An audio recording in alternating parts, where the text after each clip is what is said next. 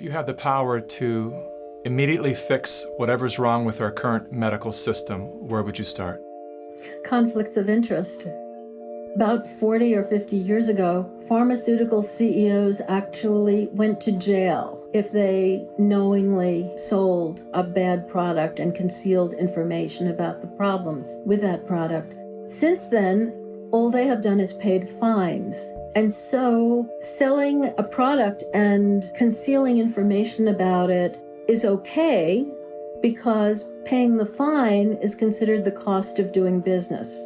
How did the pharmaceutical industry come to capture the rest of the medical industry? And it's because they had so much money to bribe the NIH, the CDC, the FDA, the professional associations, the journals, the medical schools, and everyone else. Around the same time that John D. Rockefeller seized U.S. media, he also hijacked U.S. medicine. When it was discovered that drugs could be produced from petroleum, America's top oil mogul ordered his army of propagandists to invert reality accordingly. Medicines used for thousands of years were suddenly classified as alternative, while the new, petroleum-based, highly addictive, and patentable drugs were declared the gold standard. After buying the German pharmaceutical company that manufactured chemicals of war for Adolf Hitler, Rockefeller leveraged his political influence by pressing Congress to declare natural healing modalities unscientific quackery.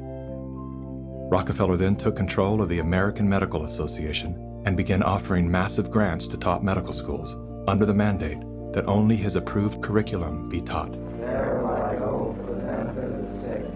Any mention of the healing powers of herbs, plants, and diet was erased from most medical textbooks.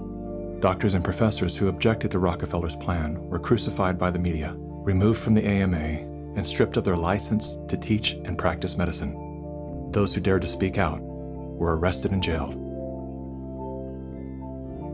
When evidence began to emerge that petroleum-based medicines were causing cancer, Mr. Rockefeller founded the American Cancer Society, through which he suppressed that information. John D. Rockefeller is duly credited as the founder of the pharmaceutical industry, and the reason that medical error is currently the third leading cause of death in America. This is not an indictment against doctors. More than anyone, they are under the stranglehold of the single largest lobbying power in Washington. Every year, the pharmaceutical industry spends at least twice the amount as big oil to influence laws, policies, and public perception. Thanks to Mr. Rockefeller, the architect of American monopolies, no industry has more power over our lives than Big Pharma.